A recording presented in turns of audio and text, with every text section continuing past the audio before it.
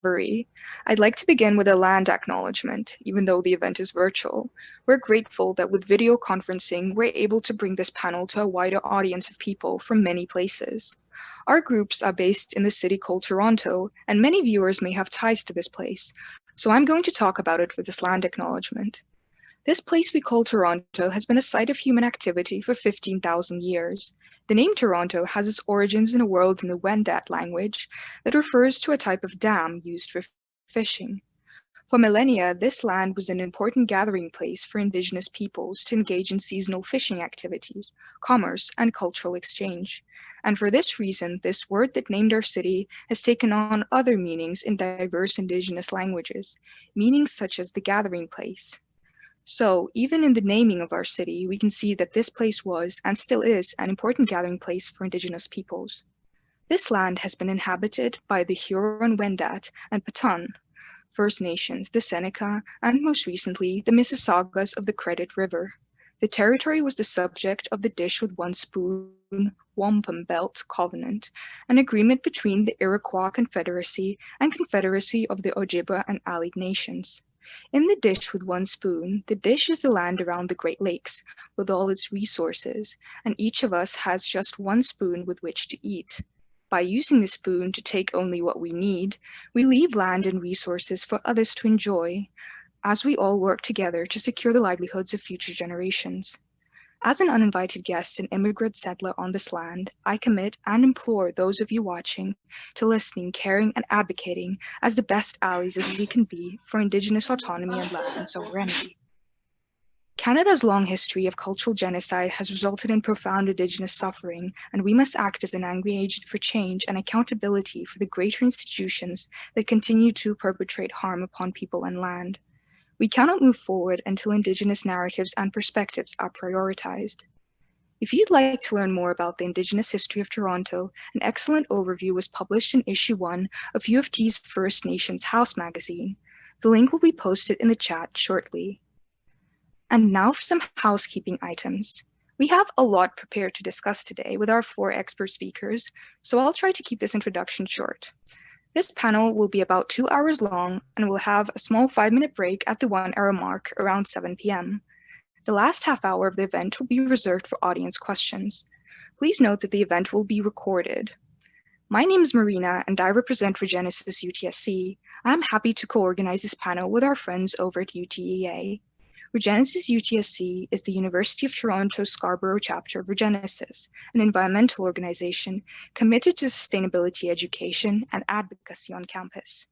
University of Toronto Environmental Action, UTEA, is a downtown University of Toronto environmental justice group focused on research, outreach, and advocacy.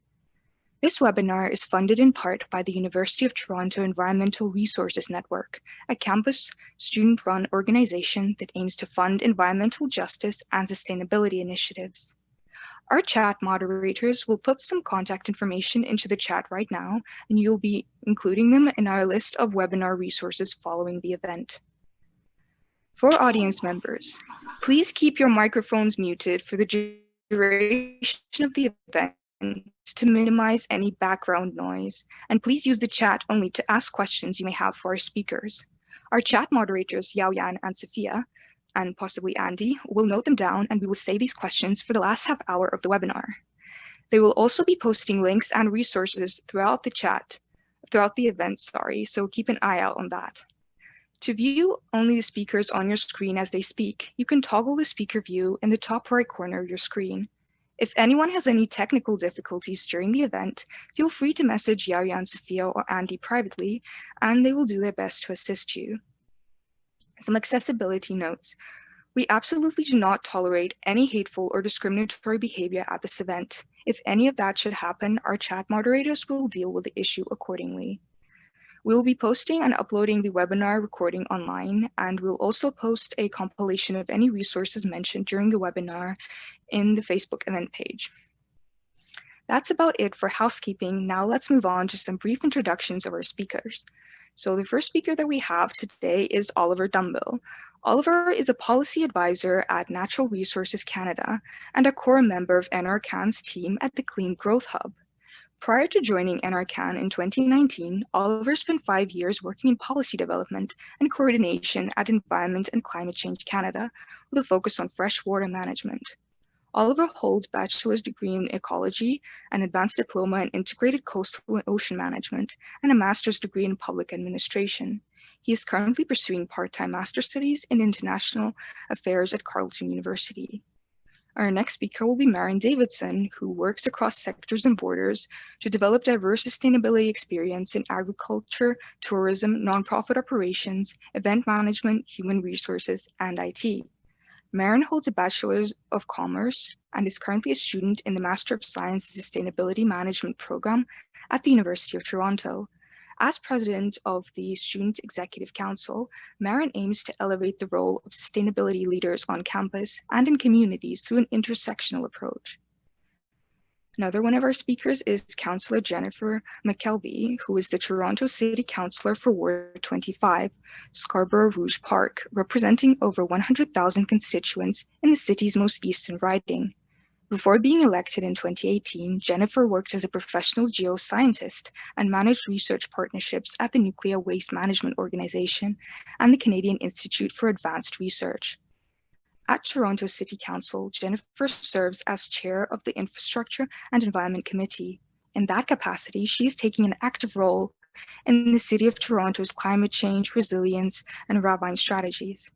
And finally, we have Phil DeLuna, who is currently leading a world-class 7-year, $57 million collaborative research program on Canada-made clean energy technology as a program director at the National Research Council of Canada.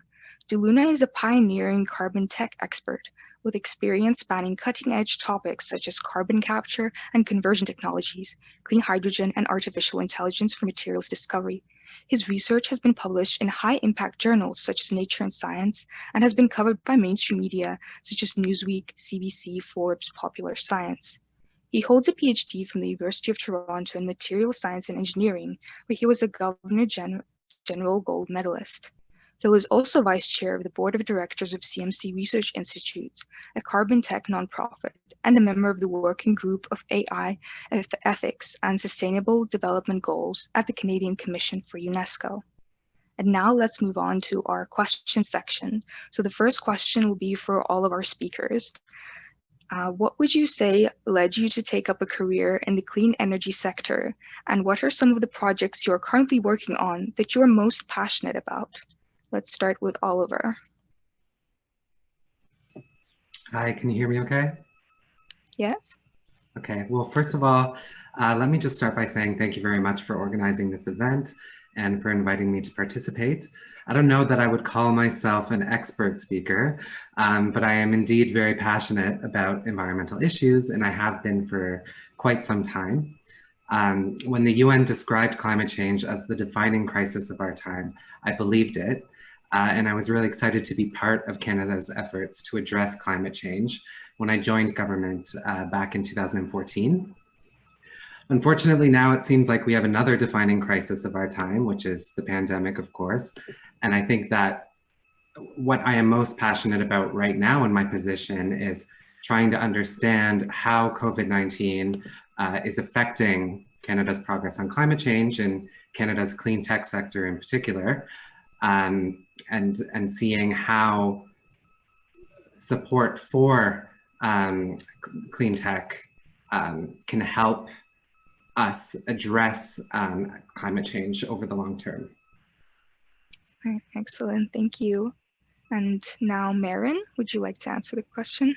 Yeah, sure. Hi, everyone. And I echo what Oliver said about being thankful to be invited to the panel, and looks like there's a good turnout today. I guess I've been interested in not necessarily the clean energy sector, that's more recent for me, but sustainability in general from a young age, even before I knew what the term meant. And I've just tried throughout different jobs and my schooling, I've tried to weave that in wherever I can. And so in 2019, in September, I joined the Master of Science in Sustainability Management program at U of T, and that's been a great eye-opener, and I've had exposure to different areas. And historically, I've been interested in ocean plastics, being from BC and growing up near the water. But more recently, I've shifted into really being passionate about sustainable procurement, which is what I'm writing a research paper on now as well. And another project that I'm working on is, it's called the Capstone Project, and it's working with a utilities company to come up with a greenhouse gas reduction strategy plan. So that's keeping me busy right now. Great. And Jennifer? Thank you, Marina. Thank you, Regenesis, for the opportunity to be here and learn like you from Marin, Oliver, and Phil. My background was isotope geochemistry specifically, and I'm always happy to speak to U of T Scarborough students because I'm a proud graduate. I had my bachelor's in environmental science there, and then went downtown to work on isotope geochemistry projects specifically related to remediation of oil and gasoline spills.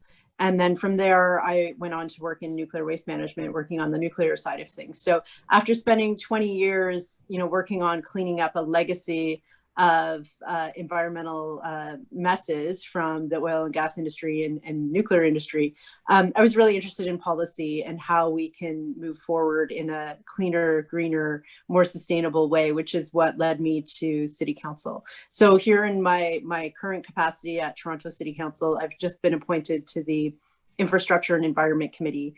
And in that capacity, I'm taking a leading role in the resilience strategy for the City of Toronto, the Ravine strategy, and our climate change policy, Transform TO. So I'm really happy to be in my current role and switching over from the science side to the policy side. Really interesting, thank you. And finally, Phil? Yeah, thank you also for having me and alongside such amazing panelists. I'm excited to get into the discussion. For myself, I've always been driven by solving big and hard problems, and there isn't a bigger or harder problem than climate change in my view. I grew up in Windsor, Ontario, which is right across the border from Detroit, Michigan. And Windsor, like Detroit, once had a booming automotive sector. I've seen firsthand what happens to a society and a community that is dependent on one industry and what happens when that industry fades away. And in 2008, for example, my dad was laid off from Ford when they closed their manufacturing plant. I see so many parallels with Southern Ontario's automotive sector then and the oil and gas sector in Alberta today. So not only am I really passionate about trying to find solutions for climate change, I'm also passionate about finding a just transition and a way for all of these people who are working in these sectors to have a place to transition to. And that's why I think clean technology, which is what I work on primarily, is so important. It's not the only thing. And as I continue to advance in my career, I've actually found that it's the easiest thing of the three things you need, which is technology, finance, and policy. And similar to Jennifer, I'm increasingly becoming more interested in policy.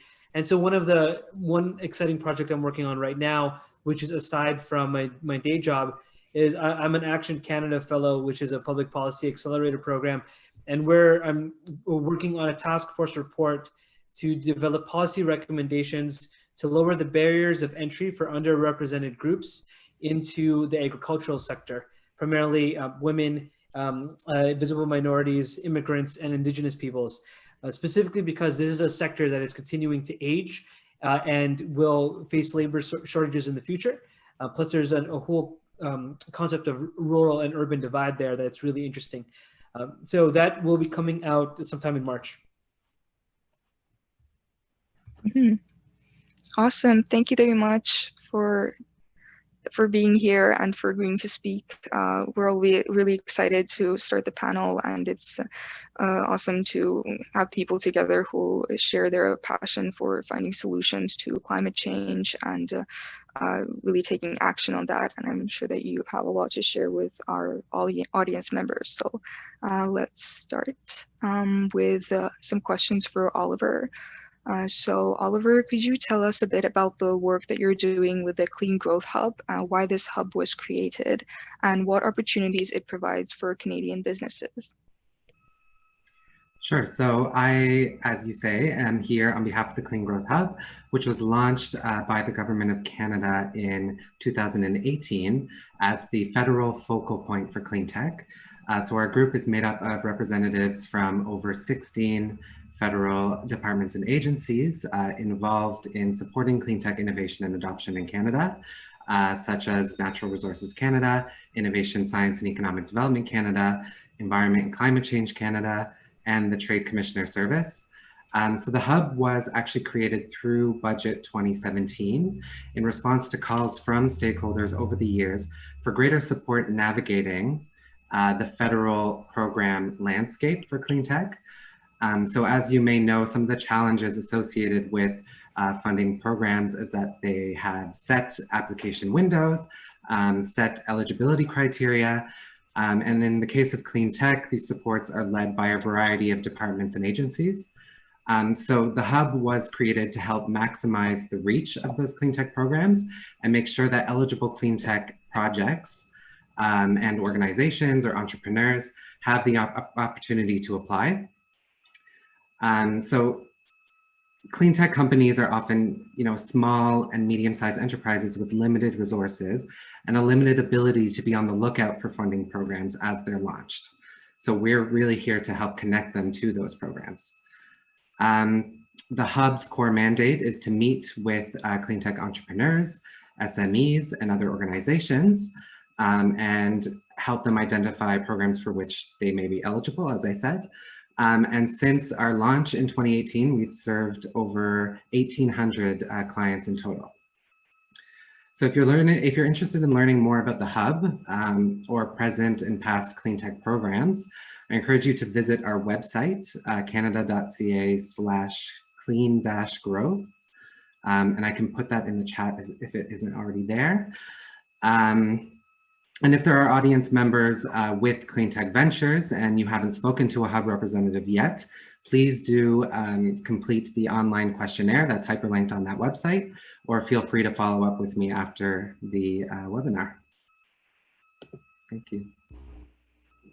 Okay, thank you. And so our next question is, the term clean tech might seem like a nebulous concept to some of our audience members that might not be as experienced. What does the hub consider to be clean tech? That's a really good question, and I agree. It is somewhat of a nebulous concept, and it doesn't help that there are so many terms out there used to describe what is more or less the same thing. So I would say that clean tech is probably the most common term, but I've also heard environmental tech, green tech. There was a report recently that I saw that used the term climate tech. But we at the hub use clean tech, and the clean tech definition that we use is the same one that was developed by Statistics Canada in the context of the federal clean tech data strategy. And it is, I quote, any process, good, or service that reduces environmental impacts.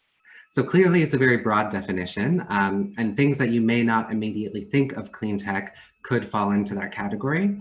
But I think the key element here is this idea of reduced environmental impacts, be it cleaner drinking water, wastewater, cleaner air, reduced GHG emissions, those types of things.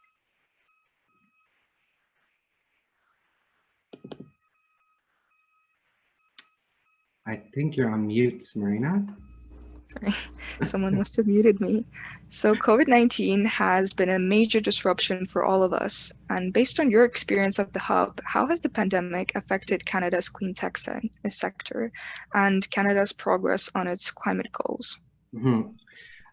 So given its mandate to meet with clean tech stakeholders and to help them navigate the federal program landscape, the hub was well placed to pivot in response to COVID-19, both for the purpose of understanding how clean tech companies were affected by the pandemic, but also at the same time to help disseminate information on government measures for which they may be eligible. So through this process and in collaboration with other partners like clean tech industry associations, we were able to come up with some insights on how COVID-19 has affected the sector as a whole. Before I get into that though, what's important to note is that even before COVID-19, clean tech companies faced important barriers to growth. Like I said earlier, these companies are often small, they're often early stage and generate little to no revenue as their technologies are being tested and scaled up.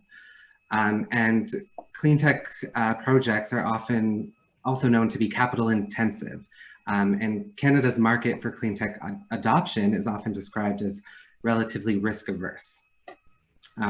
So with COVID-19, we found that those pre-existing barriers were exacerbated, and there were new challenges faced by clean tech businesses as a result of the pandemic. So within the first few months of the pandemic being declared, clean tech companies were reporting severe liquidity shortages, layoffs, market uncertainty, canceled investment deals, among other issues. And I guess another challenge that was uniquely faced by the sector was that since it relies on research and laboratory settings, the pandemic disrupted access to those settings and disrupted their research and development activities when lockdowns were introduced. Thankfully, though, and this is largely based on insights gathered by clean tech industry associations, the outcome somewhat improved over the summer, and we did see encouraging reports in terms of employment in clean tech and a rebound in the jobs or less significant impacts that were previously predicted. So if you're interested in further information on COVID-19 impacts to clean tech in Canada, I thought there was some really interesting analysis released by Foresight Clean Tech Accelerator Center. So I encourage you to take a look at their website if you're interested. And that's also the beauty of the sector in Canada, is that we have this really growing and strong network of business accelerators and incubators that help support those small companies as well. So thank you.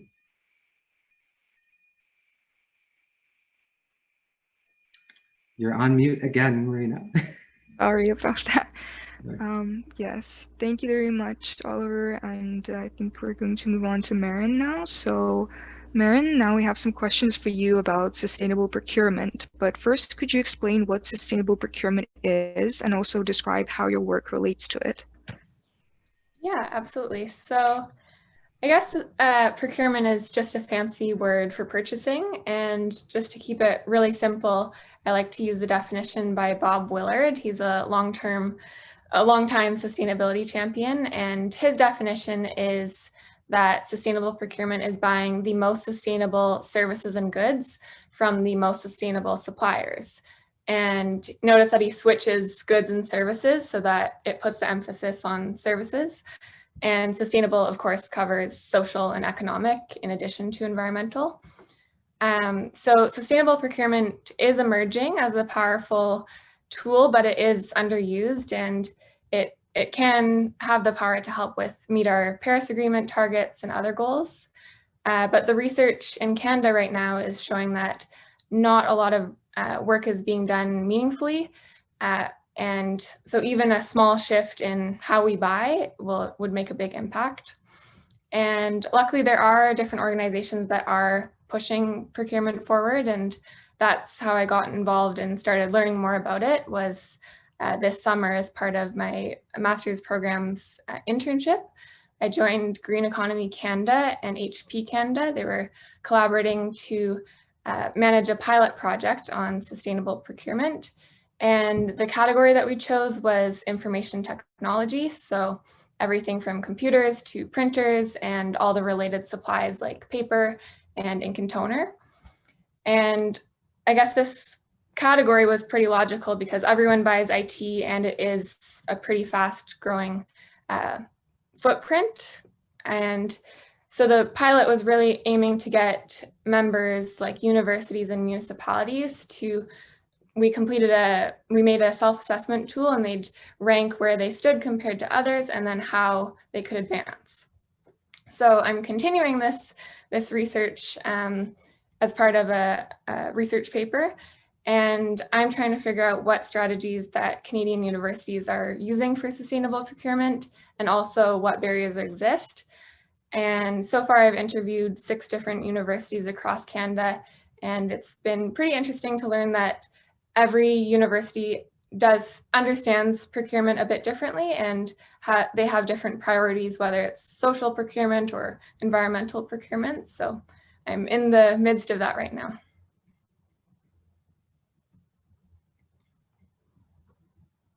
And you might be on mute again, Marina. Darn Zoom. Sorry. Thank you very much for that. So I guess, yeah, that you mentioned that procurement is underused right now. And we noticed there was a study that said that 3/4 of large companies worldwide still lack sustainable procurement, while medium and small sized companies may be paving the leading path forward. So what do you think? Is there a similar trend in Canada? And how can we make sure that procurement is more actively taken on by companies of all sizes? Yeah, well, I'd say it's difficult to know whether or not it is a trend in Canada because we just don't have the data on it. And for those of you who might not have heard of EcoVadis before, they rate businesses on 4 different categories, like the environment and supply chain and labor and ethics, I think. But they are private, so the information wouldn't be released to the public unless the company wanted them to do so. So yeah, I guess for my personal experience, there are some small and medium organizations that are really only beginning sustainability on a basic level, and let alone sustainable procurement. So I'd say that the power of individual organizations to drive the supply chain changes, that's pretty limited. But if all organizations were working on sustainable procurement, then collectively this would help to make meaningful progress. And I guess even if companies are putting their resources into working on this area, they just might not have the tools or training that's needed. And perhaps this is something the federal government could step up to provide just to make things more consistent. And just from the interviews that I've been conducting with my research, some early findings are that organizational resources are limited, whether that's time or money or a dedicated staff member to procurement. And another barrier is that sometimes there's a perception that more sustainable services or goods are more expensive. But sometimes we look at the upfront cost rather than the whole lifespan of a product, and sometimes a cheaper product might actually be more expensive when you look at the long run costs.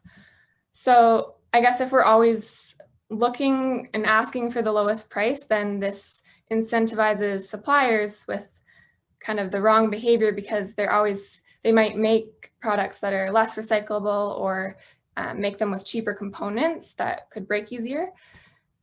One example is that the cheapest tablets out there, they're glued together rather than using screws.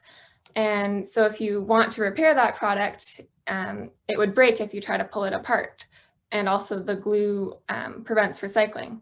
So I guess making things, aiming for the lowest price, that creates a waste problem and also a cost problem for the organization and also society, because we pay for landfills with our tax dollars. So I think the main point is, if we're not asking manufacturers to design their products thinking about how it can be repaired and then what's going to happen to it at the end of its life, then that's just a missed opportunity for making a healthier world. There needs to be demand for more sustainable products then, and then organizations will probably follow, right? Yeah. Okay, thank you. So some large companies have begun to embody the image of being sustainability minded, as I'm sure a lot of you have noticed, such as Patagonia, Fjallraven, along with members of the Responsible Beauty Initiative, such as L'Occitane, L'Oreal, Clarins and Louis Vuitton, and Walmart with its Project Gigaton, working with its India suppliers, and IKEA's push for a circular supply chain. Is this really true progress, or is it simply greenwashing? And should we be cautiously optimistic? Well, I think it's always a good idea to be cautiously optimistic and think critically about company claims, especially since we have seen greenwashing in the past and it's still happening today. So one of the most important parts of sustainability is transparency, because unless we as the public have insight into the evidence or the science that backs up the sustainability, then it's pretty difficult to evaluate whether or not it's legitimate. And I mean, there are some issues that come with sharing information if it's proprietary, but without any proof to back up these claims, it does raise some questions and concerns.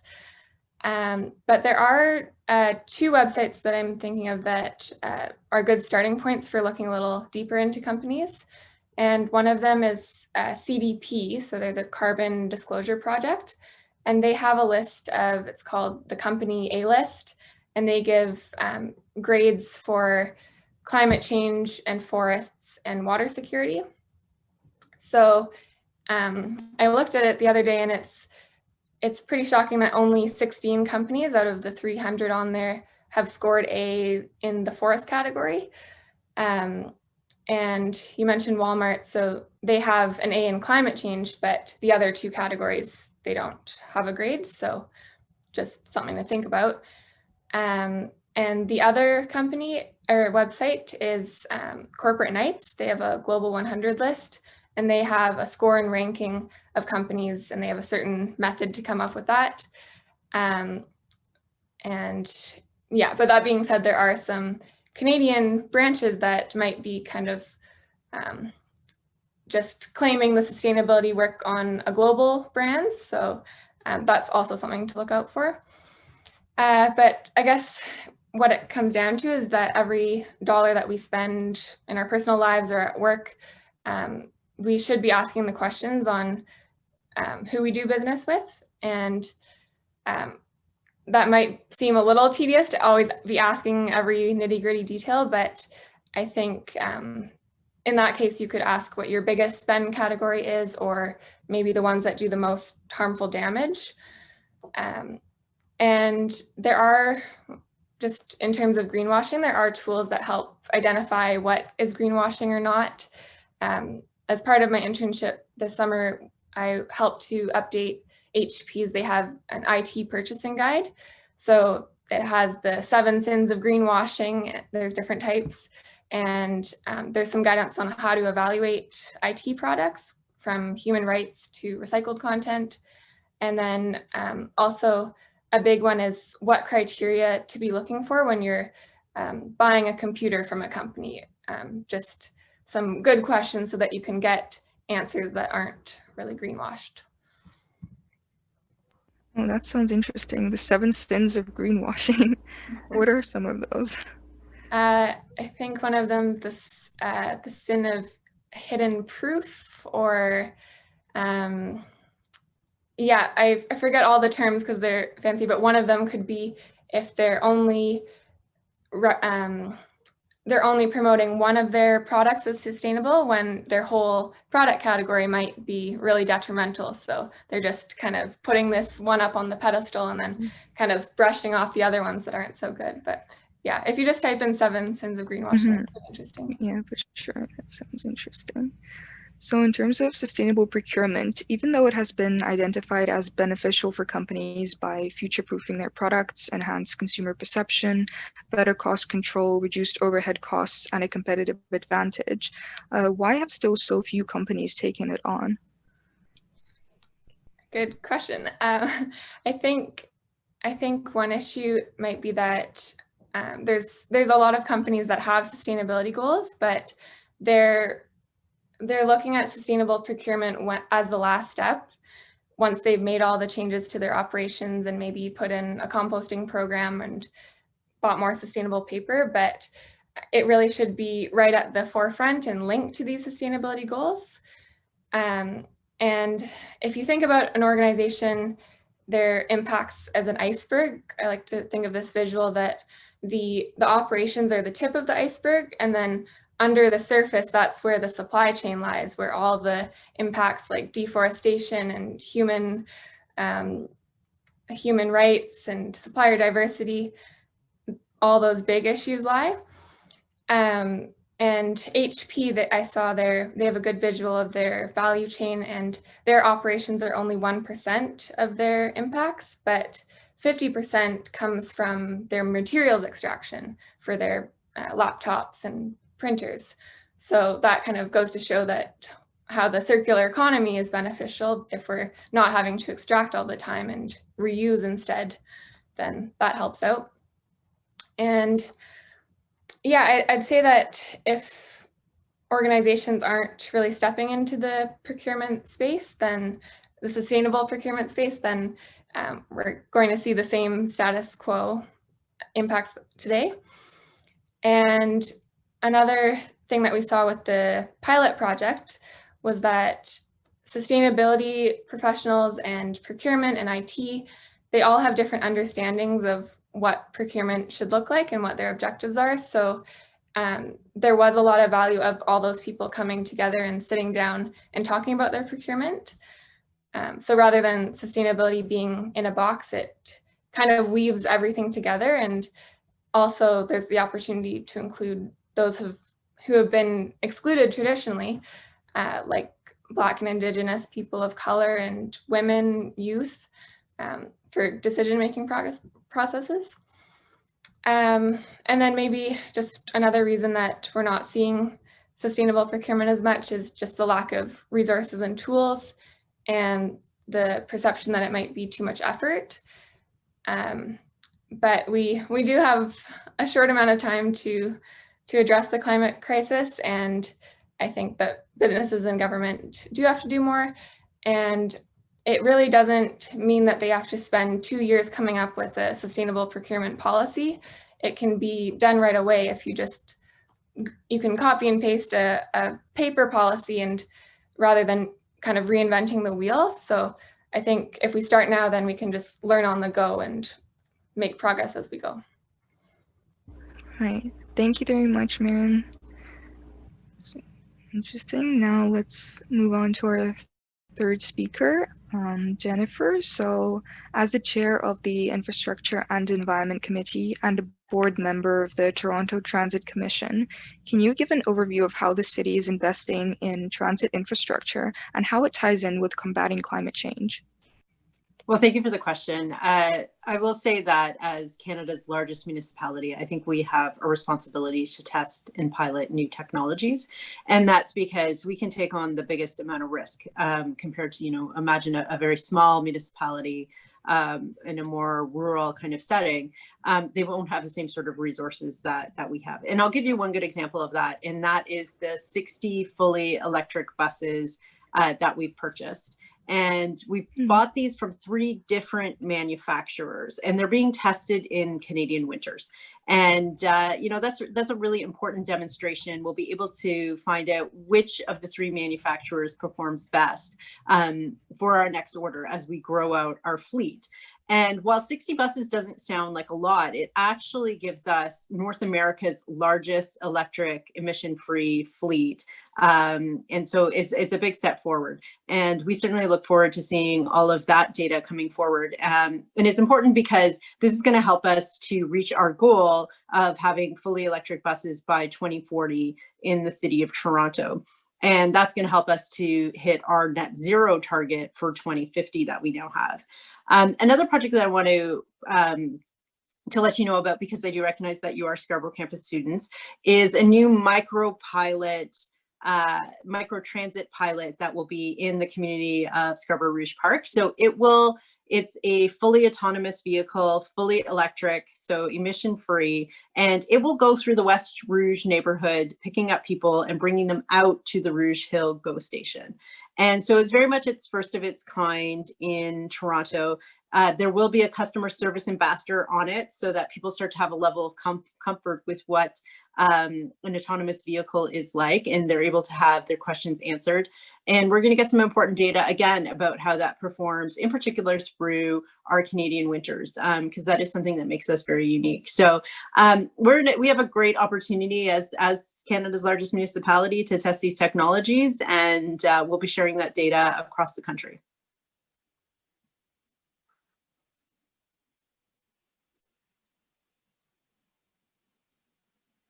I think you're on mute again.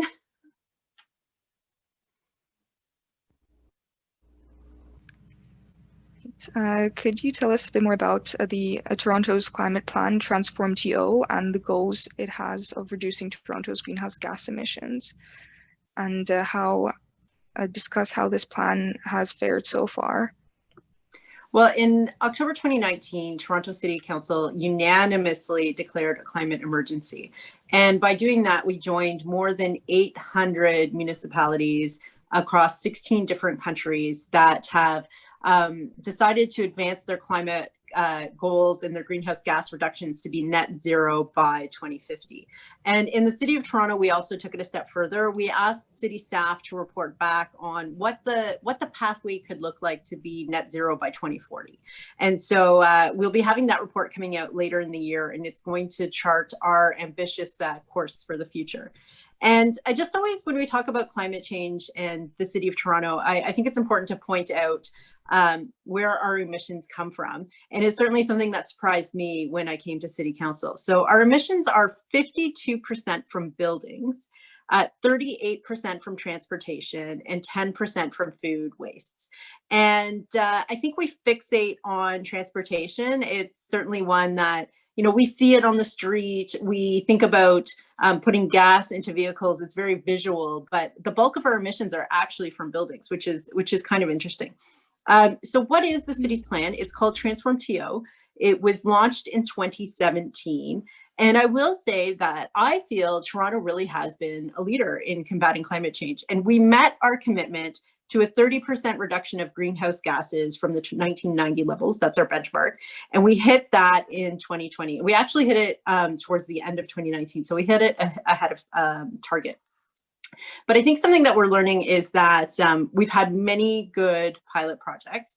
And a few other good examples are we completed our first solar energy and storage project at a Toronto paramedic station. So we retrofitted the station. So there's now 20 solar panels on it, 2 Tesla Powerwalls, which are like backup generators. They take the charge, the big batteries. And we've reduced the energy consumption there by 30%. And so that's something that we're now looking to do across our paramedic stations in the City of Toronto and in other locations. We're also working on and hoping to open it later this year, our first net zero building. And so this will be an 18,000 square foot childcare center in the Mount Dennis community. And something that I'm really happy about is that in Scarborough Rouge Park, over on Shepherd and Morningside, so close to the U of T Scarborough campus, we are looking to build a new community center there that will have a pool, a childcare center, gym facilities, and that facility is going to be net zero. So at the City of Toronto, something we did is after we passed the climate emergency, we declared that all of our new buildings will be net zero. What we don't want to do is build a new building and then go back and have to retrofit it a few years later, because we know our goal is 2040. So let's just go to net zero now. So that report will be coming out later in the year that shows how we'll do this across the entire city. And I will say that what we do know is we need to do more faster. And while we hit our 2020 target ahead of schedule, a lot of that was because of the phasing out of the gas plants. So there's a lot of hard work that we have to do now. And if we want to reach our next goal of 65% over 1990 emissions by 2030, we have to cut our emissions in half in the next 10 years. So there is a lot of work that needs to be done in the next 10 years. And given that buildings are that biggest chunk of emissions, we know this is an area we need to focus more on. So there's 2 things I want to point out that we're doing with buildings. The first is something called the Green Will Initiative. And what the Green Will Initiative did is it brought together our major landholders in the City of Toronto to work together. And so that's our universities, our hospitals, Toronto Community Housing. So the City of Toronto is actually the city's largest landlord with the number of buildings that we own, as well as large commercial landowners. So people that own big malls, etc. So they're all working together on energy retrofits. And something that will do is it helps to work through the procurement and things you heard about earlier. And so that starts to kind of drive down the cost and demonstrate the technology so that others can adopt that and take that on. So that's how we're dealing with the big buildings. But something that's really interesting to me, and hopefully to all of you, is Better Homes TO. And so this is an initiative that is made for homeowners. And I think a lot of people get overwhelmed. You know, they've changed their windows, they've upgraded their roof, and now they're not sure on what to do next. So solar panels could be a big step. So what Better Homes TO is it shows you what you need to do to put solar panels on your house. Maybe you want to get an electric car. You're wondering what you might have to upgrade in that. It says to you, this is what you need to do if you want to have an electric vehicle. And so it allows people to kind of start to do that learning in advance. And I always give the example that my car was stolen right out of my driveway. It was old, you know, we were happy. We were hoping they would keep it. Unfortunately, it came back. But then we started to think about getting another car.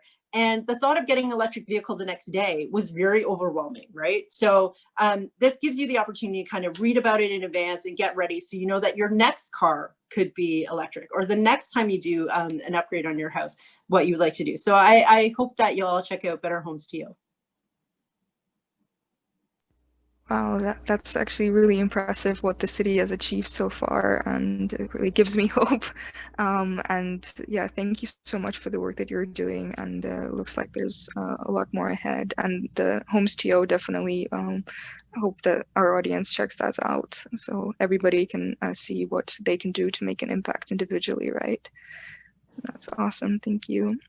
So as both a scientist and a public policy maker, why do you think it is so difficult to not only get people to believe in the existing climate science, but also for change to be implemented? Well, I think about the change part of it specifically, and I think we're all agreed we've hit the point where, in large part, our challenges aren't technological. It's really, we're starting to switch over to that point where it's about uptake and how do we get people to start to adopt these technologies to have them in their homes. So we do have these pilot projects, but we need to make them more accessible. So something we're starting to talk about is, could we form something like Toronto City Labs, where it's you know, an app that you can go and look at that paramedic station and you can pull it up and it'll tell you what is the technology on the roof. How much would it cost for you to do this in your own home? Like, we need people to start to get very comfortable with these changes so that we can have uptake. And so seeing is really believing, and we need to make it more accessible for people. The other reasons I think we struggle on action is many countries struggle to have good federal climate policy. And certainly if you look at at Canada, for example, the needs across the country and the way we use energy are very different, right? So Ontario is highly dependent on nuclear and hydroelectric, right? Whereas that's not the case across the country.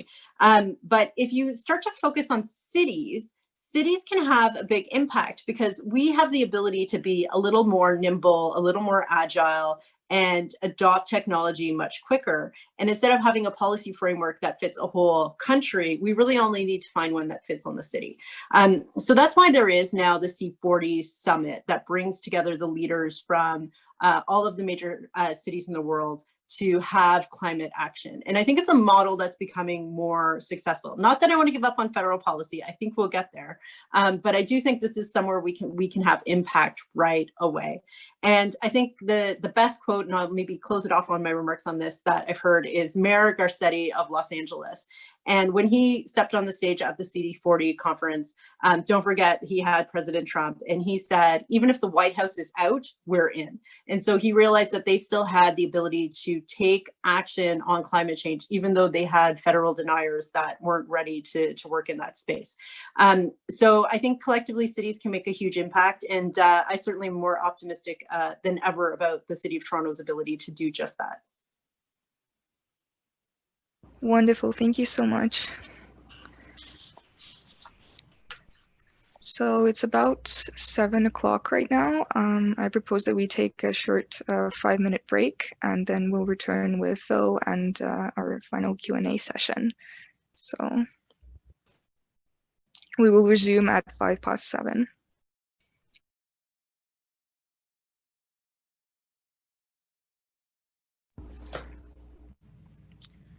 Okay, is everybody back?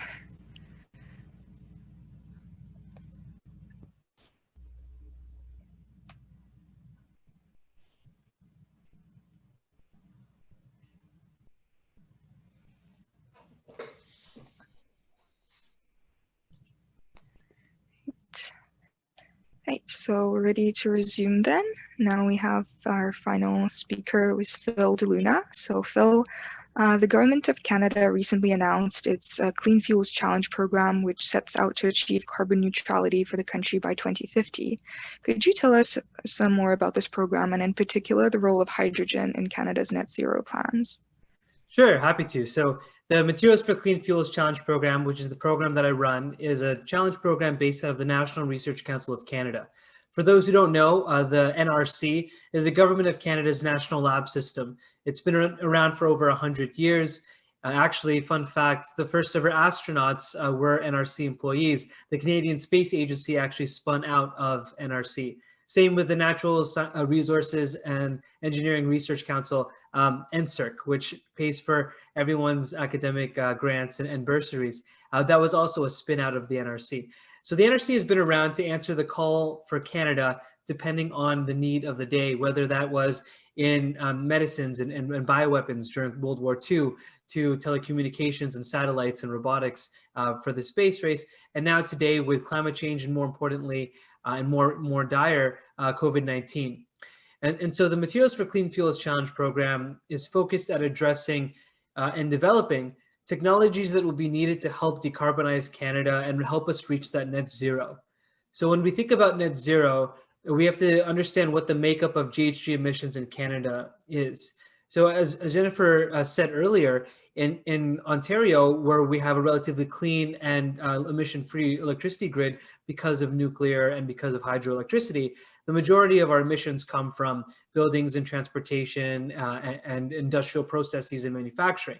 Across Canada, really the biggest emitter the largest two emitters in Canada are industrial processes like, for example, oil and gas extraction and transportation and petrochemical. So the role that the Materials for Clean Fuels Challenge program is trying to play is to look at the technologies that will be needed to decarbonize these hard to abate sectors with which there do not yet exist commercial technologies today. These are the hardest pieces of the pie to tackle. And hydrogen is a potential clean fuel alternative to fossil fuels, which could be used where electrification cannot. And what do I mean by that? Well, as I said, electricity generation only accounts for about 30% of the world's GHG emissions. Even if you were to go to 100% renewable electricity tomorrow, there would be large segments of the industrial sectors, large segments of the economy, which would not be able to be decarbonized with electricity alone. And that's because batteries don't have the energy density for storage over long seasonal scales, or you can't fly a plane or a freight or transport large goods with batteries yet. And so the place that hydrogen really has, in my view, is to tackle heavy machinery, transportation, and hubs in ways where electricity and renewable electricity cannot. In my view, the things that we need to do to decarbonize is, number one, move to as much renewable or emissions-free electricity as possible. Number two is electrify everything. And then number three is tackle those hard to abate sectors which aren't possible to electrify, which is where I feel and I see hydrogen playing a deep role. And from a more strategic perspective, Canada has an opportunity to become the world's leader in supplying hydrogen to export markets around the world. The reason being is, one, we have relatively clean electricity grid, especially in jurisdictions that have heavy hydroelectricity like Quebec and British Columbia. So we can make hydrogen from water using electricity, what's called electrolysis. And at the same time, in jurisdictions like in Alberta and Saskatchewan in the West, where they have an abundance of natural gas, we can actually convert that into hydrogen and use carbon capture, utilization, and storage to sequester the carbon before it hits the atmosphere. So again, this goes to show that in a large country like Canada, as Jennifer mentioned before, there is not one solution that will make sense for the entire country, but rather a combination of different solutions that cater to the local geographic area, the resources of that area, and quite frankly, the politics of that area for it to succeed. Okay, thank you. So you mentioned some of the technologies that are being deployed and developed for reducing emissions. Could you go a bit more in depth to our listeners and give an overview of exactly what technologies, how they work, and what role they play? Sure. So I think everyone, when you think of clean technology, immediately you think of renewable electricity, solar cells and wind turbines. In the sense of these technologies, the biggest issue isn't development of the technology, it's scale out and deployment. It's actually getting enough solar panels on people's roofs, building out the technologies and actually implementing wind farms, whether that's onshore, offshore, et cetera. The next sort of tier of clean technologies I like to think of are technologies like batteries, which help to electrify parts of our electricity grid, as I said. The technologies which I think still require lots of development and are essential if we ever want to reach net zero. The one that I'll talk about, I already talked about hydrogen. The other one I'll talk about is really carbon capture, utilization, and storage, or as what is known as CCUS. And why CCUS is so important is because even if we were to completely electrify the world tomorrow with renewable electricity, there are still large segments of our economy and our standard of living that rely on fossil fuels. The plastics, the materials, the building materials emit CO2, cement, concrete, all of the building materials, steel emit CO2. Fertilizer, the production of fertilizer in and of itself is actually a large amount of, it accounts for 1% of the world's CO2 emissions. So the thing that we need to grow plants to feed ourselves is in of itself also emitting CO2. And so the idea around carbon capture, utilization, and storage is we recognize that this isn't a problem we can out-efficient our way from. No matter how good we get at developing and reducing and being efficient with technologies, there are just certain pieces of our economy that will emit CO2, not because of the energy content, but because of the process with which to create them. Cement and concrete and steel is an example of this. And so the concept of carbon capture is, well, when we think about the way that that nature has been able to have a carbon cycle and naturally sequester CO2 through the form of photosynthesis, well, really what humanity has done in terms of and brought us to this precipice is we've extracted carbon from oil and gas and other fossil fuels and emitted that CO2 in the atmosphere at such a rate that nature can no longer keep up. Well, from basic mass flows, it makes sense, and it's a rational argument that we need to now take the carbon out of the atmosphere and either store it back underground where it came from, or utilize it and embed it into the products that we need and the materials that we need to either make our built environments or make the medicines and plastics and materials and phones and textiles and consumer goods that we use every day to maintain our quality of living. So I'm really excited about that, the concept of taking carbon dioxide and using it as a feedstock and using it as an energy storage vehicle, really, for long-term renewable intermittent storage, when you consider using it as creating fuel from CO2, reversing that loop. And that's one of the technologies that I think we will see more and more people be investing in and developing. And you're already seeing this with companies like Microsoft and Amazon and Shopify investing in carbon removal technologies. These are large, massive tech giants, which have, in my opinion, no real business working on carbon capture, but they're investing in it. So that's really exciting. Yes, sounds really exciting.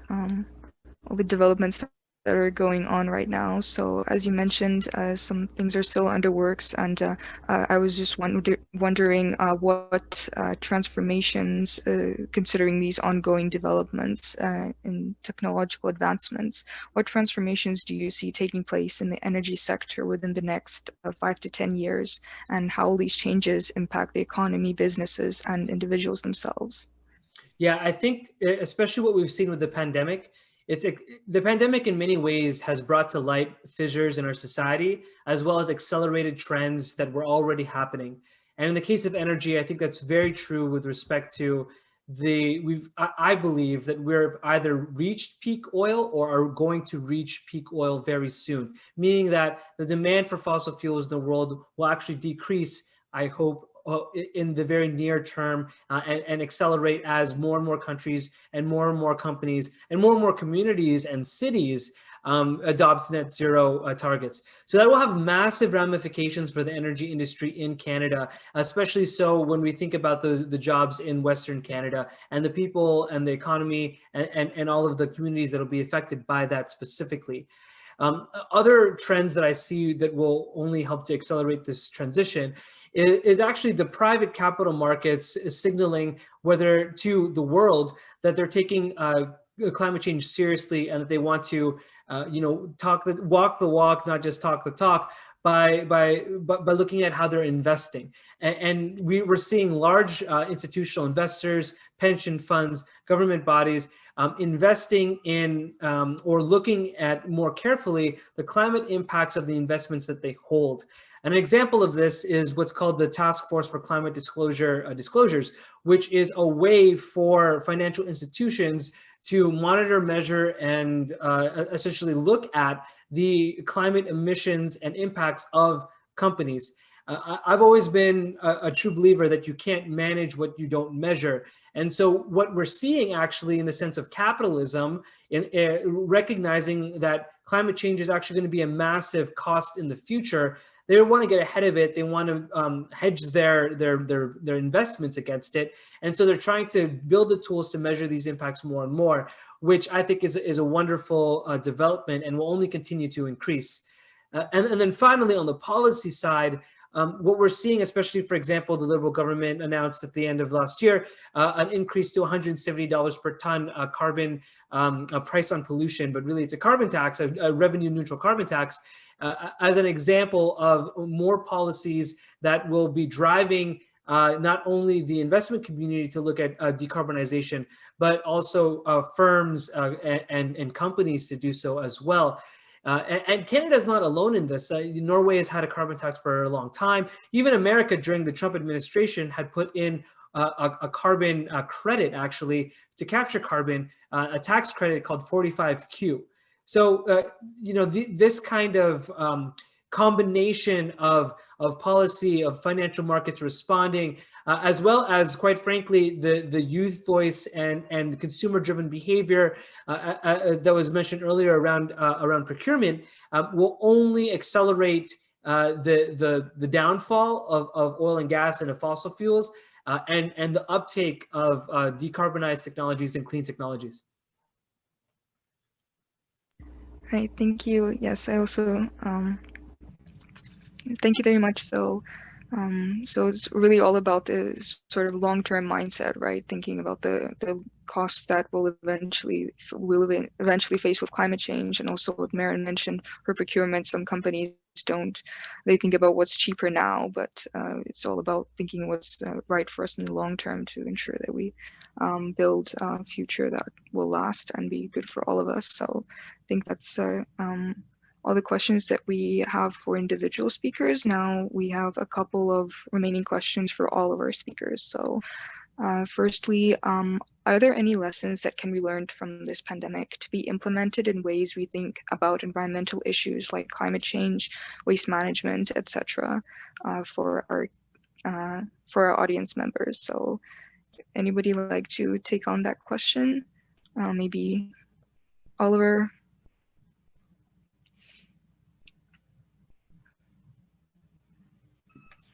I'm sorry, I think I have to think about this question more. I'd like to take this one with me actually and pick it apart.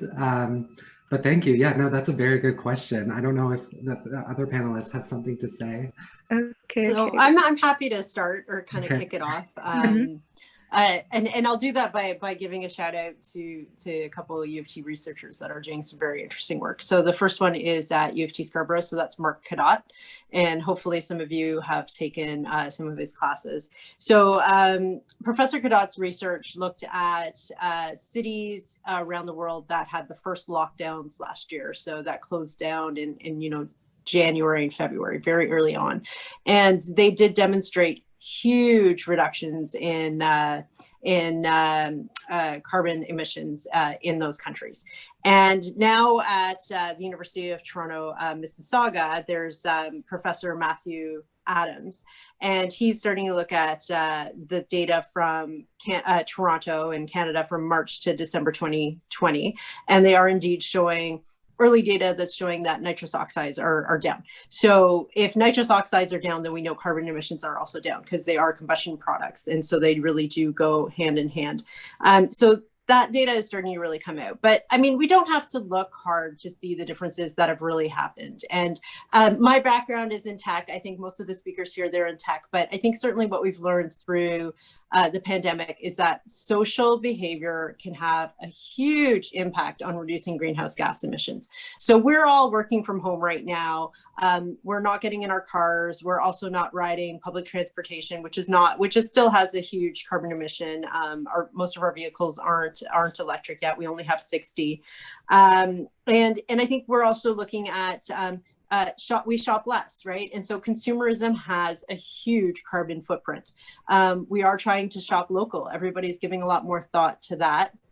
In my house, I know we're thinking of food differently. We're only grocery shopping once a week. We're being very mindful about what we're buying, better with the leftovers because you're at home, so you're not just grabbing it on the go everywhere you go. So I think that, we mentioned in the city of Toronto, 10% of emissions are from food waste. So it'll be interesting. We don't have the data yet on what we're collecting at the curbside, but will we see changes in that? Will we see that we've had a reduction in organics that are being, wasted through thrown out food because it's expiring?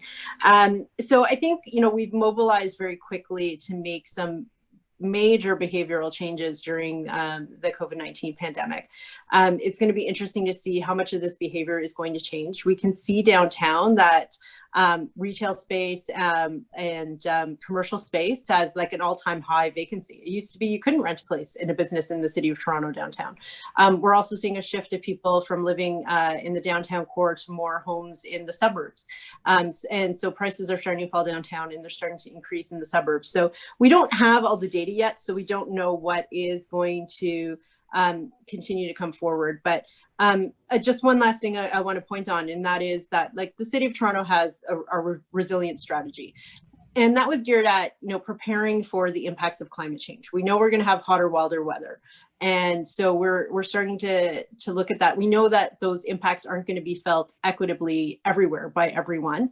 And I think the pandemic really drove that exact same message home. We know that the pandemic has not affected everyone equally. We know that some groups are being more impacted. Those are the same groups that are going to be more impacted by climate change. So this has been a big wake-up call for us. I think we have to expand the definition of resilience to not just be about climate change, but to also be about a future pandemic. So I think we really are all looking to how we build back better. And I thank you for this conversation because it's an important a step in that is, what does this green future look like?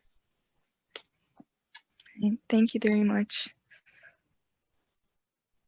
Anybody else want to add on? Sure, I'll hop in and I'll build on what Jennifer's comments were around a lot of the lessons that we've learned with respect to behavioral change. This is absolutely true. My wonder really is how much of this will be persistent and how much of it is temporary with respect to the pandemic. How much of these savings that we'll have in emissions reductions will remain and how much of it will bounce back. It was shown, for example, at the end of the 2008 financial crisis that emissions actually peaked after that, after a minor dip. And this often follows after a recession or a time of limited spending and a time of limited consumption, that there is a swing back when everything opens up again. And we may see actually a peak in GHG emissions after that. What I think is really interesting about what COVID-19 has taught us, though, as people, is that the excuse that we don't have the money, we can't do this, it's too hard, is not true anymore. Because you've seen governments around the world respond to the pandemic in unprecedented ways, which absolutely needed to be the case. But this is a prime example of what was a short-term immediate shock versus a long-term slow burn. And it's a lot easier for people to kind of, especially globally, in both cases, whether it's a pandemic or climate change, these problems know no borders and they impact us all. But on the short-term side of things, people sprang to action and really the no cost was too high to address it. And we were able to get a vaccine in less than a year, which is a miracle of science in and of itself, which goes to show it's really almost not about the science and technology, but everything around it that we have the tools. It's the political will. It's the ability to organize the capital, and it's the consumer, and it's the society that needs to want this enough. And with the pandemic, that was the case. I hope that eventually we'll get there with climate change. And you know, I fight that fight every day. But I think, if anything, it can show to people you can't use the excuse that this is too expensive anymore, because we've done it and we can do it.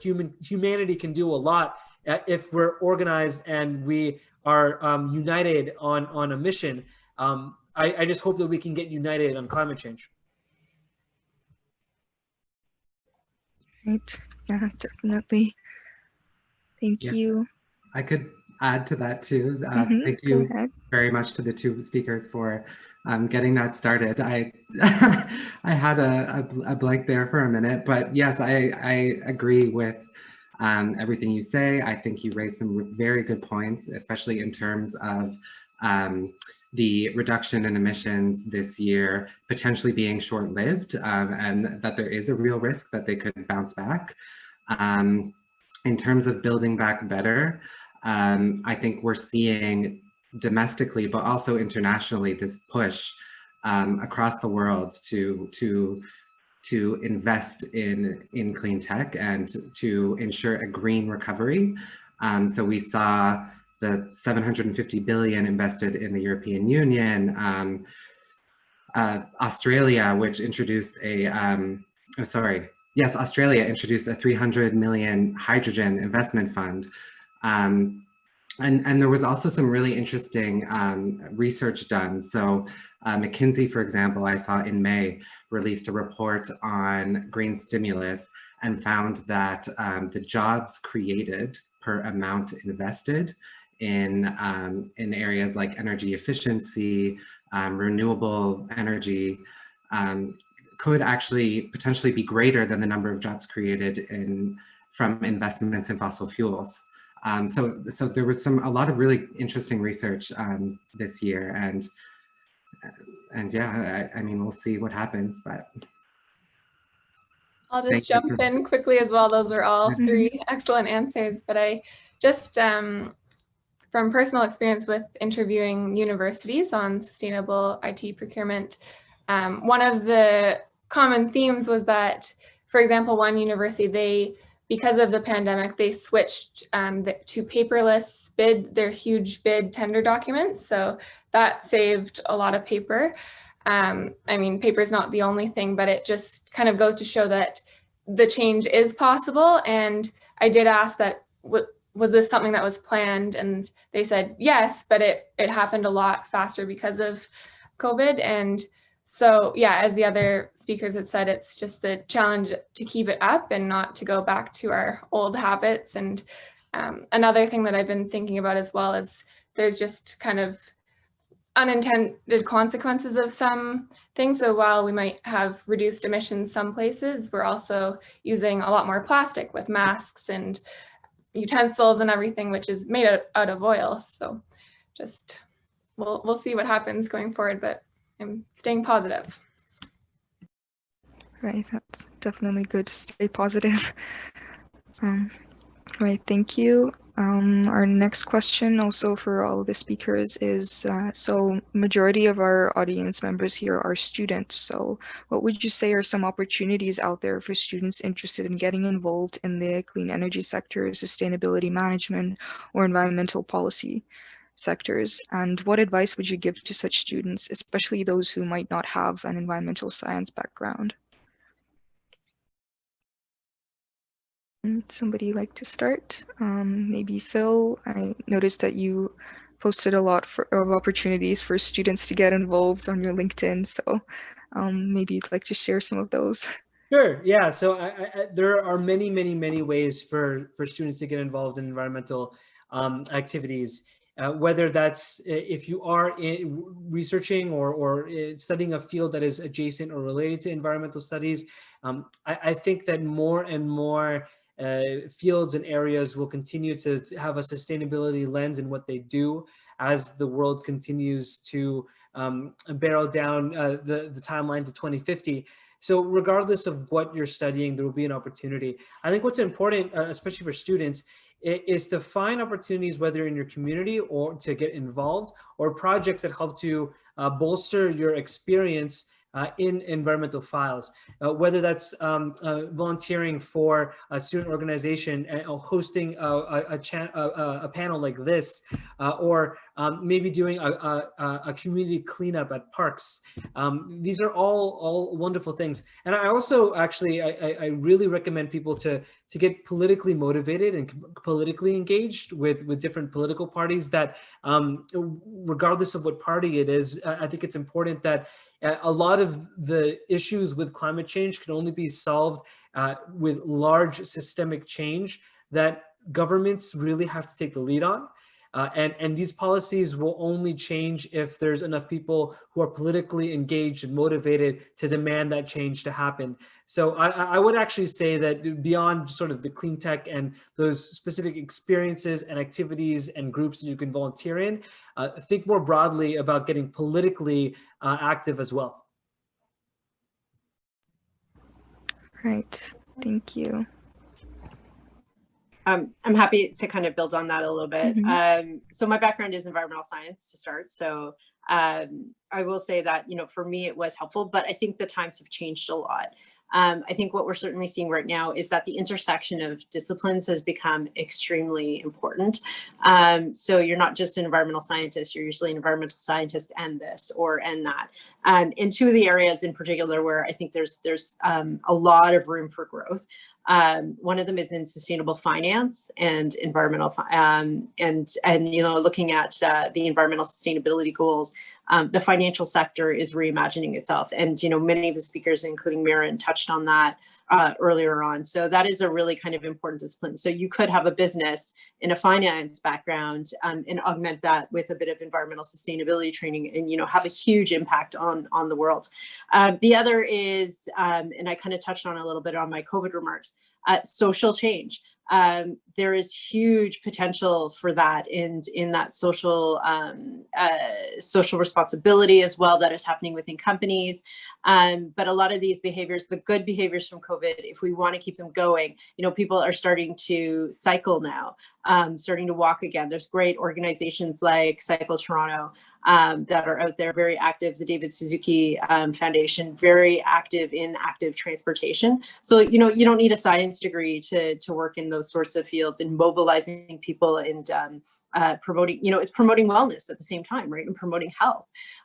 So, the healthy lifestyle is often a very environmentally friendly one.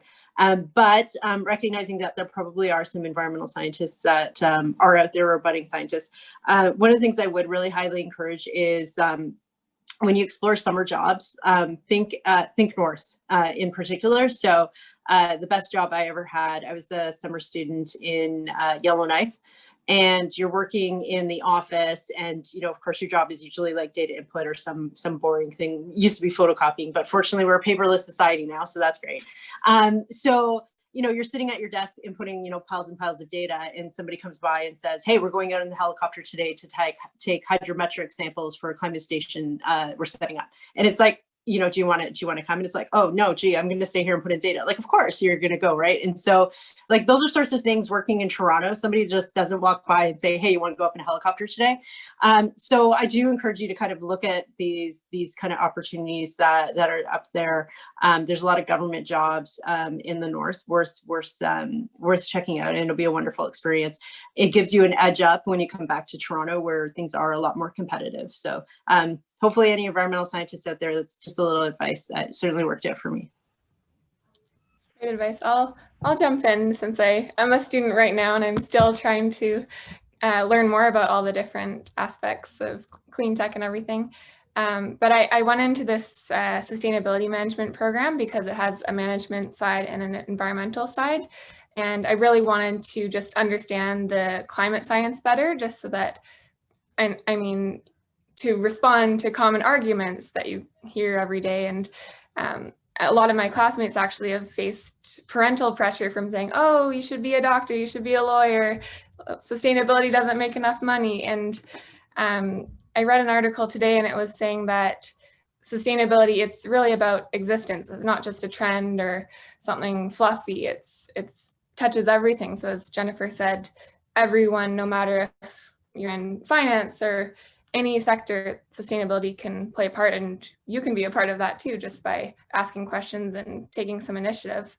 But something that I learned was that I find really helpful is informational interviews. And that's basically when you reach out to someone by email or LinkedIn and just ask for a quick 15-20 minute chat on the phone, I guess now, because it's virtual.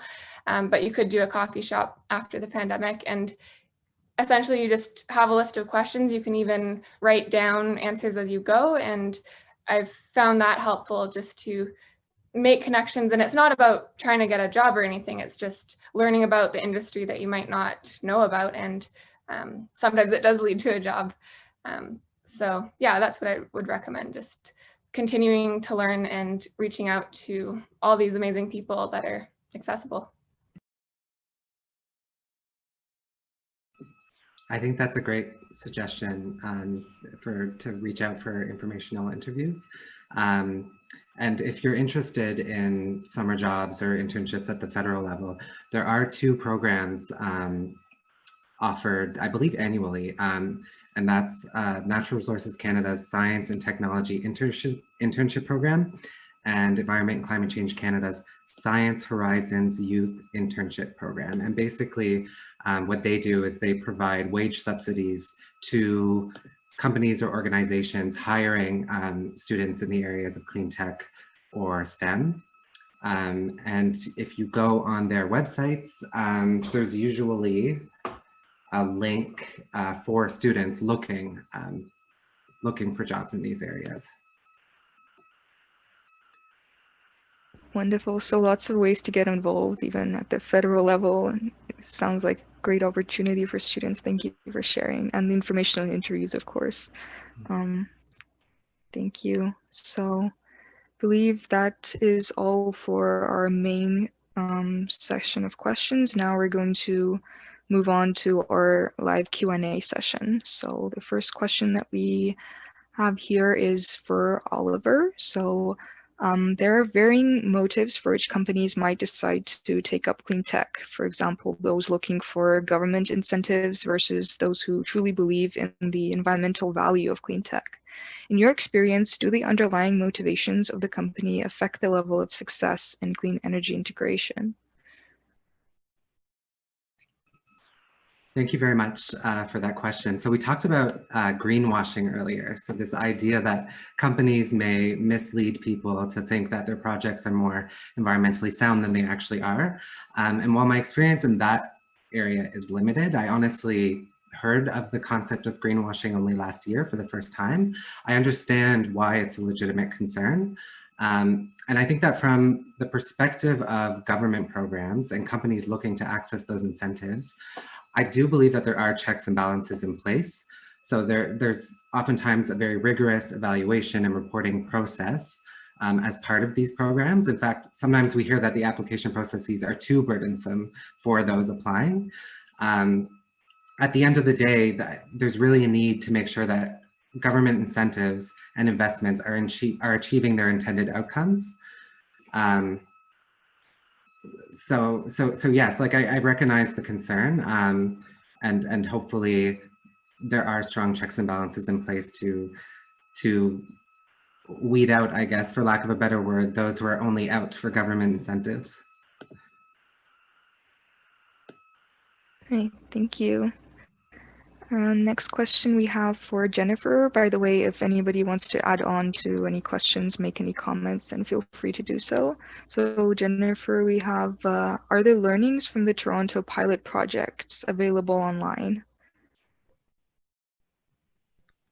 Yeah, so the easiest place to find it is if you go to my YouTube channel, which doesn't have a lot of subscribers. Don't get excited or anything. We just post stuff on there to get more to store it for us. But there's a video on there about the paramedic station. It gives a tour. There's also a video about the bus. in the electric buses on the launch of the bus. So that information is there. You can also find stuff on the City of Toronto website. If there's a specific project you want more information on, you can also pop us an email to councillor_McKelvey@toronto.ca, and we're happy to send you along some more specific information on that. But certainly if you want a digestible piece, less than 2 minutes, because we do put them on social media, you can scroll through some of our videos. They're all older because obviously we're not doing a lot of tours or unveiling of new projects during COVID, but check through mostly the 2019 videos on there, and there'll be a few to learn more. And we're also happy to send you anything on a specific project.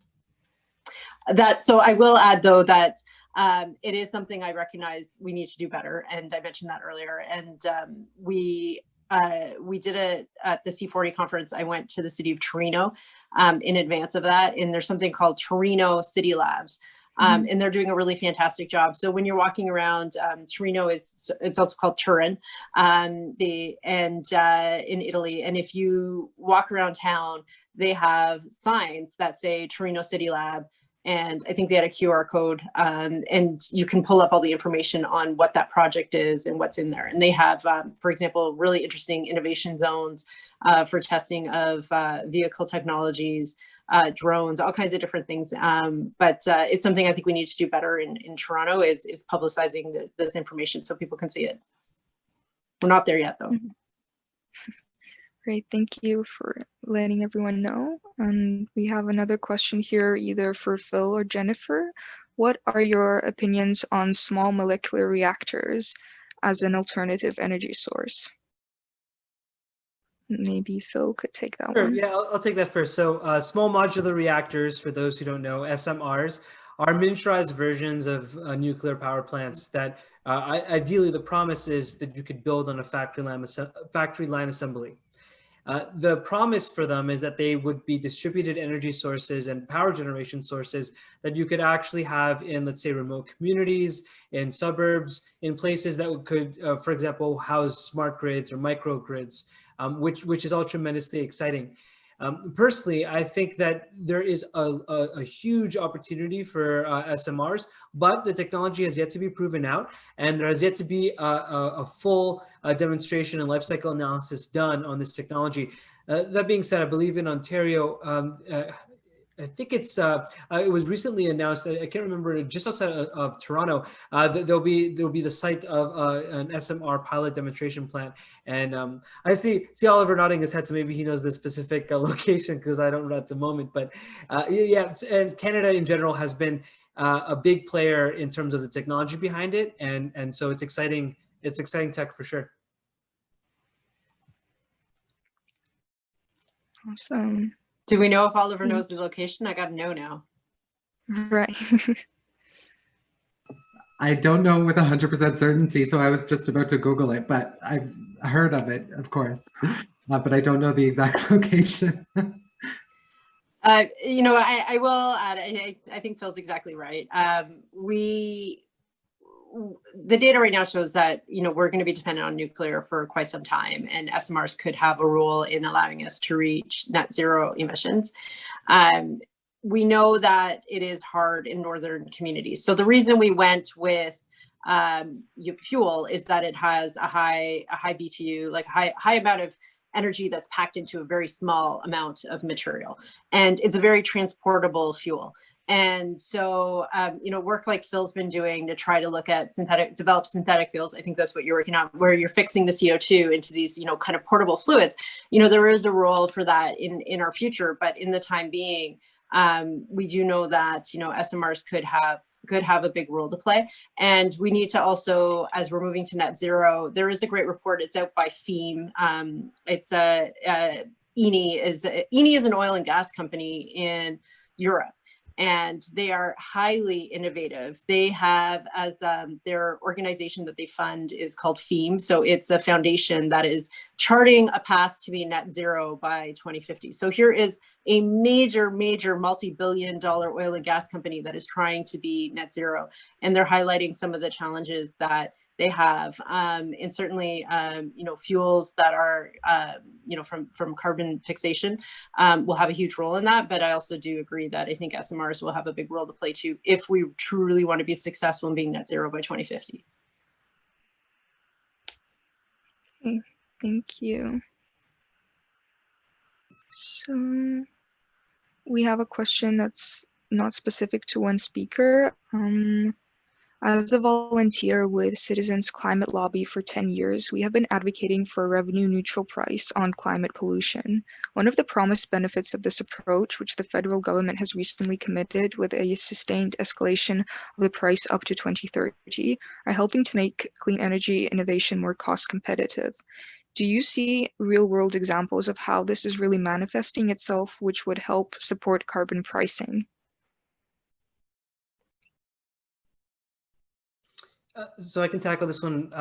I'll start off. Absolutely, in the sense that carbon prices, it's not a new concept. And in fact, it was originally a conservative concept, quite frankly. The idea of having a free market-based tax that is lean bureaucratically is absolutely a conservative notion. So I just find it kind of funny how it becomes so politicized, and it's no longer appealing to conservatives. But I digress. Examples of where this is really making an impact are actually in what I found, and this speaks to Jennifer's point too, the cost models and the financial projection models for oil and gas companies and resource extractive companies. Every CEO that I've talked to in the oil and gas sector are actually pricing in carbon taxes and prices on carbon preemptively, even before they were ever announced, to see what the different scenarios that they would need to invest in. And the ones who are looking at a higher carbon tax are actually the ones who are investing higher in clean tech. I'll give you an example. The European oil and gas companies like Total and Shell and BP have on average a higher proportion of the R&D budget towards diversification away and decarbonization of fossil fuels, as compared to American companies like, for example, Exxon, which don't really invest or care. And a lot of that actually is around around pricing of carbon, where in Europe, especially in Norway, for example, you have lots of carbon prices. And in America, currently, we'll see in a couple of days, but you don't have as much. So in Canada, with the jurisdiction of British Columbia, for example, where there was a carbon tax actually instituted by the province long before the federal government was able to do so, there has been a large investment in clean tech in British Columbia, I think more so than in other jurisdictions, driven partially because of these carbon taxes. It's still too early to show that on a national scale, but certainly regionally there are examples, and from a private industrial perspective and the mapping out of future financial scenarios, it's very top of mind for the C-suite executives in any major oil and gas company. So I'll just further add to that. I think what's not helpful, and I think part of what I had spoken about, federal governments are really challenged to come up with climate policy.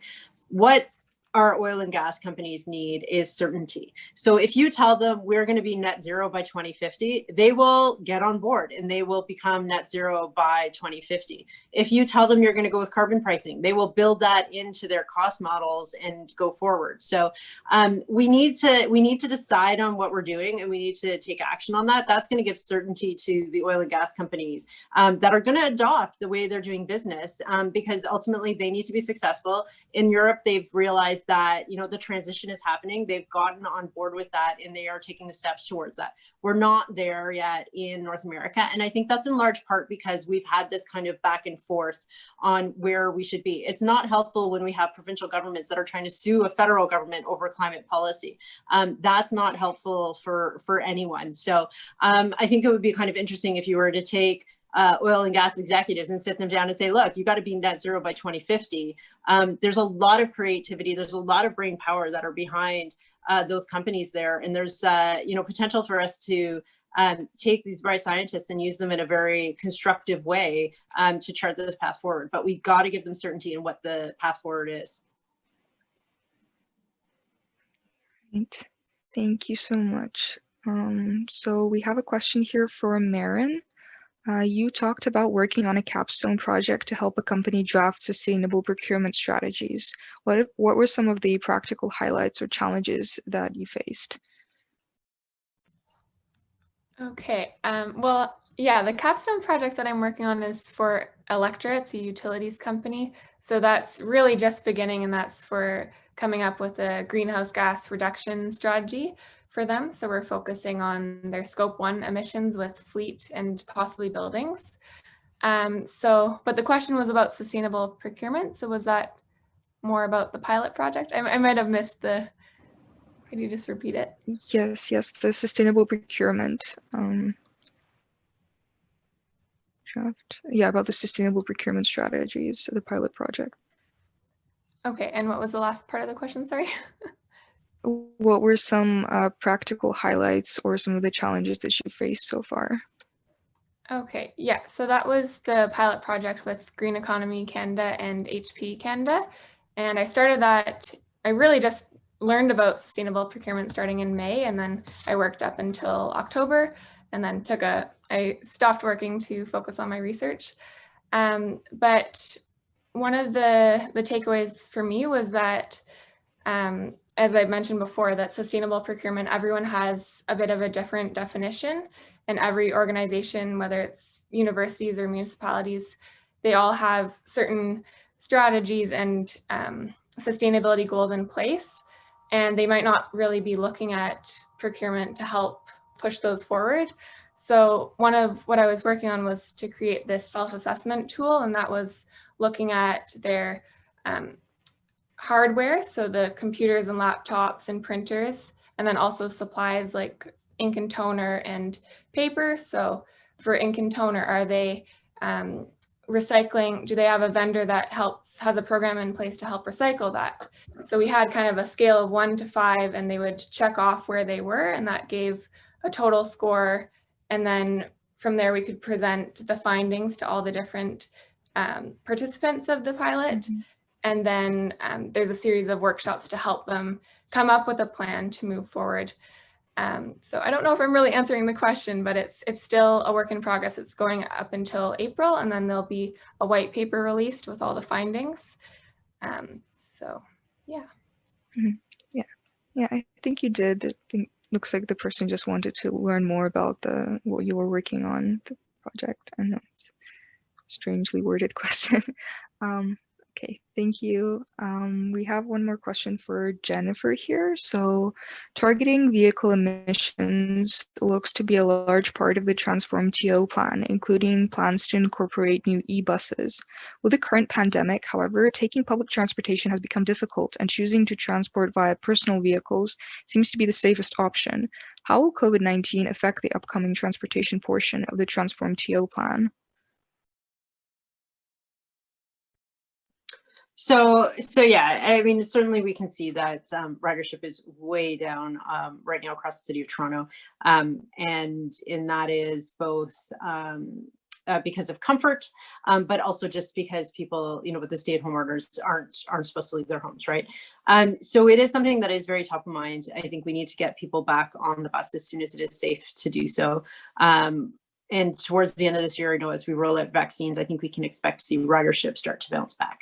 But what we have seen is while ridership is down, cycling is at an all-time high across the city of Toronto. We have a program called Active TO that has implemented and ramped up very quickly the rollout of bike lanes in the city of Toronto. So that infrastructure is being accelerated in its implementation. It's plowed as well for the ones that are the permanent bike lanes. Some of them just come up for summer for more recreational use. So I think we're going to see more of this shift towards cycling continue. People are starting to walk more as well. For the personal vehicles, you're right, we are worried that people will come back in their personal vehicles in larger numbers.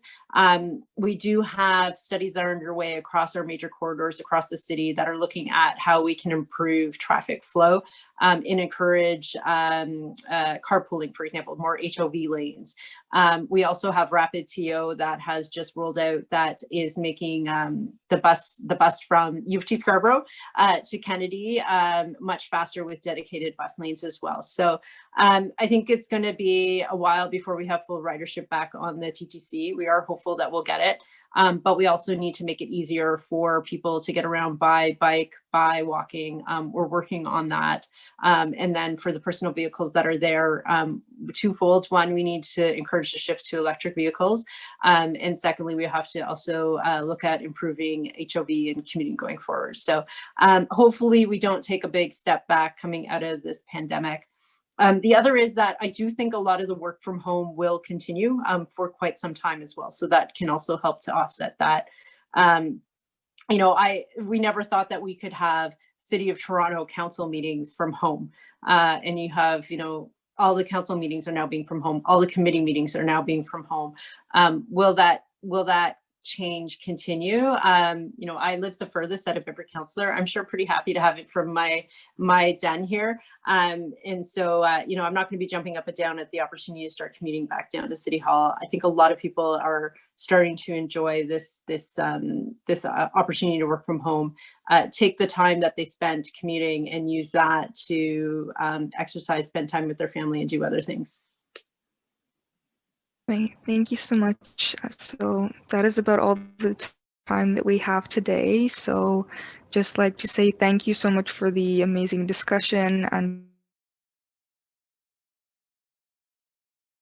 Oliver, Phil, Maren, and Jennifer for joining us today and sharing your expertise. I genuinely feel like I learned so much and it was really interesting. I hope that the other the audience members also learned. And in case you missed something or wanted to rewatch the webinar, we'll post a link in to our webinar recording on the Facebook event page. We'll also compile all the resources mentioned during the discussion into a document that will be shared on our social media. And to make sure that you see the video and resource document once they're up, please make sure that you follow us on social media, which our chat moderators will link one last time in the chat. And finally, because we're always looking for more friends, if you're a U of T student interested in doing direct climate action work, don't hesitate to reach out to us. We'll be hosting more events like this throughout the school year, and we welcome anyone in helping us out. So once again, thank you to our wonderful panelists. Thank you to U-Turn for their continued support, and I hope that everyone has a fantastic evening. Thank you so much. Really appreciate your time. It was an amazing panel. Thank you. Thank you. Thank you. Bye. Thank you very much. Everyone.